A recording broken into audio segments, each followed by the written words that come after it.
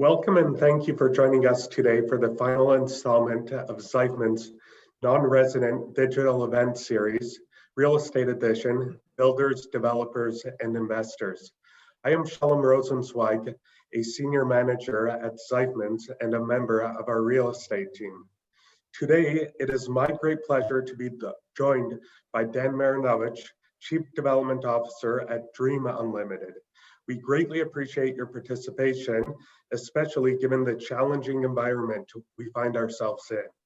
Before we begin the interview, I would like to share with you a bit about Zeifmans. Zeifmans is a full-service tax, accounting, and consulting firm based in Toronto, Canada, ranked as one of Canada's top 20 firms by revenue. Since 1959, Zeifmans has been developing innovative solutions driven by creative insights.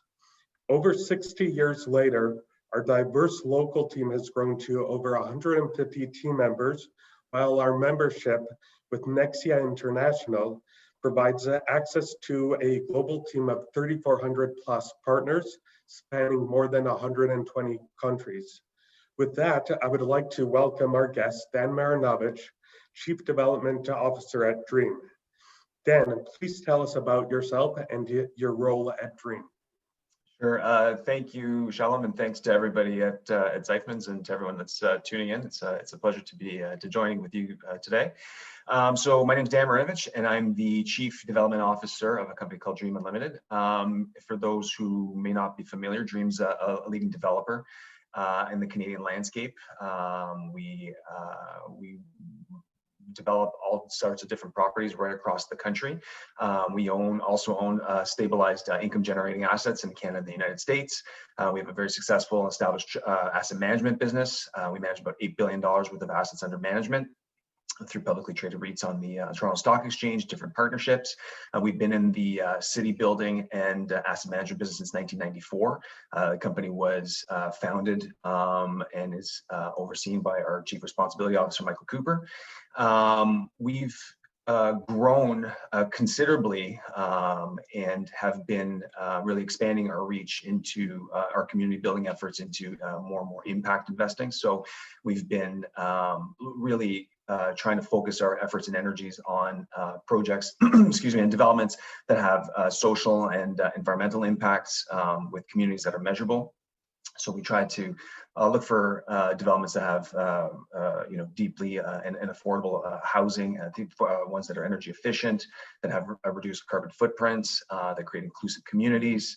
And a reflection of this is our recent repositioning of the Dream Impact Trust. So some of the developments that people may have seen over the last while in the Canadian landscape are things such as Zeifmans. So Zeifmans is a 34-acre community in the National Capital Region, spanning both Ottawa and Gatineau, which will be home to 6,000 workers, 5,000 residents, and it's the first one-plant master plan community and one of the least environmentally impactful communities in North America. It also has a community utility, which is going to be providing net zero heating and cooling for tenants. And like we're also, people may have seen our contribution to affordable housing through West Don Lands and our involvement in the West Don Lands. We're going to be building about 1,500 units, 30% of which are going to be at discounts to market rates. So that was a significant development done through the cooperation with the municipal, provincial, and federal governments. We're committed to building communities that are inclusive. So we're currently building an Indigenous hub in the Canary District, together with the Anishinaabe Health Toronto, in celebration of Indigenous culture, which will include an Indigenous health center, career center, daycare.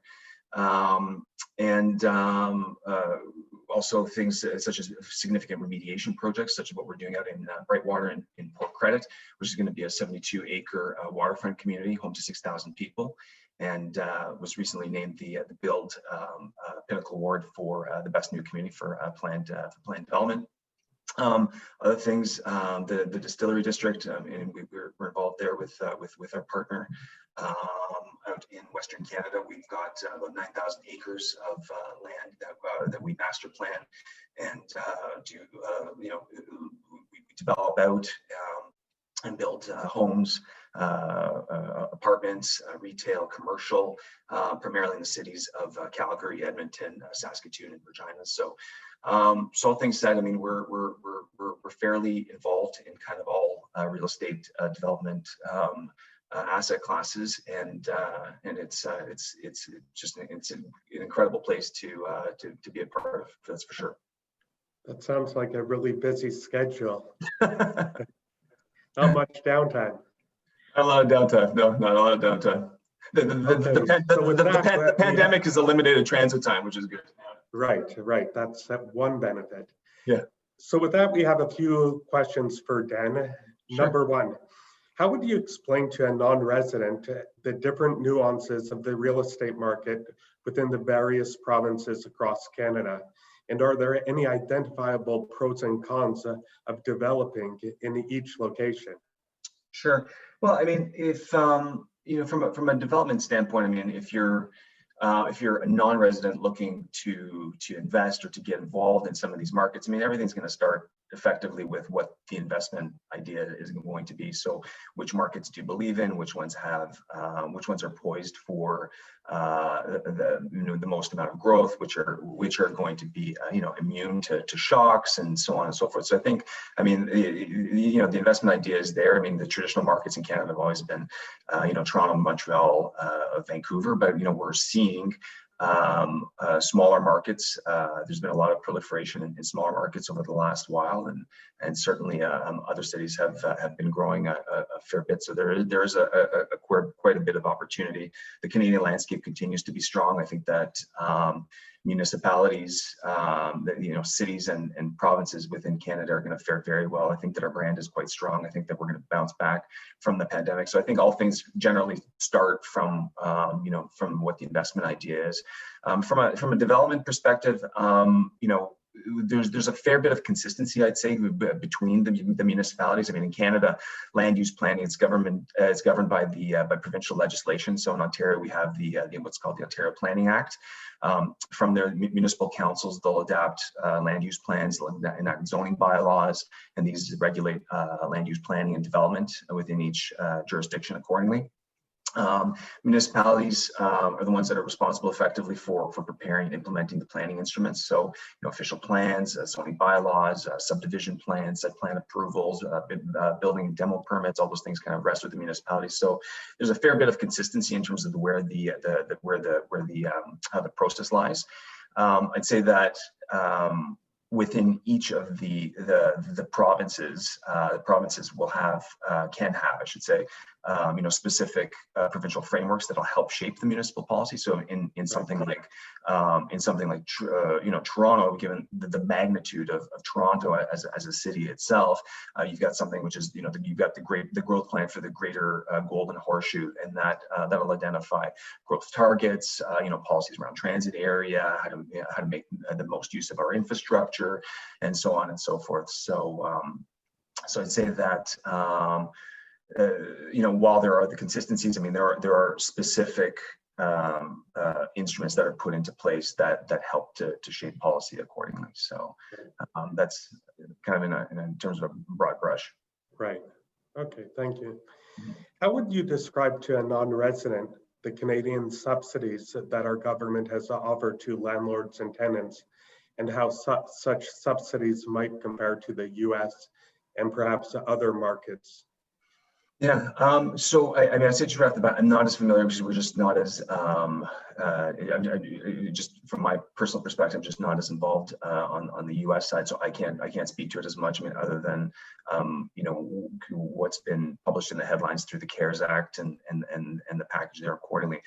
My simple observation is that everything is kind of was lumped in with that multi-trillion-dollar CARES Act, including landlord benefits and the whole like. Whereas in Canada, the rules are fairly straightforward under the Canadian Emergency Rent Subsidy Program, or CERS. Right as soon as as soon as the pandemic took hold, and they launched the secret program, the commercial rent assist program, whereby the flow of funds to demonstrate it impacted tenants would flow through the landlord, and it was administered by CMHC, or the Canadian Mortgage and Building Corporation. Now it's administered by the Canada Revenue Agency, and it actually goes through directly to the tenant, I should say. So in effect, the tenant demonstrates the impact to their business, and then can make an application accordingly, and then the money flows through, and then hopefully back to the landlord. And so far, it seems to have been working. I can say from what I've seen, it seems as though our AR seems to be quite remains quite strong. It seems like people paying their rents and the likes.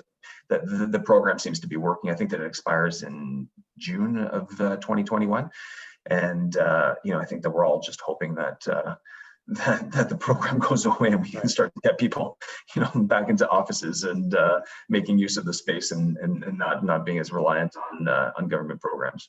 Right, absolutely. Yeah. What advice would you give to a non-resident when looking for a Canadian real estate partner? And are there any traits that you should be looking for? Yeah, I'd say from the outside coming into Canada, certainly every market has their ABC type players. I'd say. And obviously, investment into hard assets continues to be a very attractive space. So, a fair bit of due diligence in terms of who the player is, who the track record is, what kind of a balance sheet do they have, is there expertise on the rezoning process, just getting in and increasing the density on a piece of land, or within a building, or within a development plan, or is it actually on the construction side, on the operation side, and the whole bit, and also within specific asset classes as well. Do they have a fair bit of experience in industrial, and now from the industrial space they're trying to make a leap into the residential space? All things aren't necessarily equal. Right. And I would say, I think openness and transparency throughout the process, and in business dealings, and the whole bit are obviously fairly key in having a relationship that's trustworthy, and because the development process and the construction and delivery process is a lengthy one, and I'd say that you will have to have the patience of being with somebody and locked in with somebody for a prolonged period of time, and being assured that the reporting and the information and the whole bit comes through regularly. I think are probably things that from the outside in, I'd want to make sure that all those boxes are checked before I got into a deal with somebody. Right. Yeah. Okay. And our last question, how has COVID-19 impacted your development projects? And can you share any opportunities or challenges you have faced? Yeah, I think, look at development construction. It's a fairly old process. Old meaning that it's been around for a long time, and construction technologies. There's certain things and certain traits and the way that people have kind of gone about doing things. They've done them for quite a long time, I'd say. Just like your industry, or just like anybody else's industry, everybody's had to rethink absolutely everything, and how to be more efficient, how to be, more useful, and more, concerned with your time and execution, dealing with something that's just so disruptive, given the fact that you're dealing with something that's very physical, right? When you're putting up buildings, it's a physical thing, and as legislation has been changing, we've had to adapt to that. So, like on site, I mean, we've had to, look at how we're scheduling. We've had to look at our supply chain. We've had to look at how we communicate with one another. We've had to look at a lot of things that, I mean, don't get me wrong, I don't want to be living like this forever, and I certainly I want to kind of get back to it, but I think there's a lot there that I think will help in our on the go forward to help us make us all a lot more efficient. I mean, certainly I think that we've been more mindful of one another. We've been a lot more compassionate and managing with a lot more empathy and the whole bit as well, which is a big thing. So as disruptive as disruptive as it's been, I think there are some goods and there are some takeaways that I think that will stay with us. No different than any other industry. It's just, I think, augmented by the fact that it is, if you're building tall or super tall buildings and things where you're dealing with a lot of people on site, how you doing that, how you continue it on, and how you're managing your schedule, because quite obviously schedule impacts are quite punitive financially, and trying to mitigate that as much as possible is pretty key. Right. Yeah. How about the challenges of working remotely? Yeah. How has that impacted? Yeah. I'd say like everybody, I think we're all tired of looking at screens. To be very honest, I mean, I had to come over to a friend's house today because I have 3 kids and my wife all on screens at home, and it's just but I would say that again. I would say that people are a lot more on point. I would say that generally speaking, our meetings are a lot more efficient. I mean, we're dealing with the cities a fair bit. Now you can imagine the cities now where they have to review development applications. They have to do community consultations. So if you have an application, you have to go to all the the surrounding property owners and the like, and they've been managing the process quite well, which has been interesting.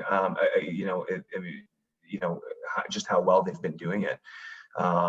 So whereas before the physical getting into a space, making sure everyone's okay, and whereas now is just kind of pushing a button. It's online. Okay, do you like the plan? You don't like the plan? Air your grievances.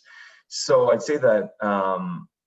Again, that's definitely been efficient. But I think, like with all people right now, I think over the long term, relying solely on technology. I mean, I think everyone is generally accepting the fact that work from home can't be something that endures the test of time, and that the softer touches are kind of what kind of bring us together and make the overall business run. But it will, now that we all see that we can do it. I mean, sorry, again, our business wasn't like, like if you're in the tech space or something like that. I mean, our space really kind of is a people business, but we demonstrated that we can do work offline. So I think it will introduce more balance on a go forward for our industry.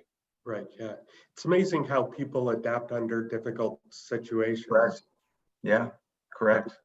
You make it work one way or another, right? You have to make it work. That's right. Yeah, absolutely do. Right. So Dan, thanks so much for joining us today and providing us with your insights. And any final thoughts that you'd like to share with us? No, just stay safe, be well, and and make sure you're not on mute. Right, absolutely. That's always important. Thank you. So to wrap up, if you have any questions for our Zeifmans real estate team or Dan Marinovic, Chief Development Officer at Dream, please feel free to connect with us. Thank you very much for joining us today. Thanks, Sean. Thank you very much. Take care.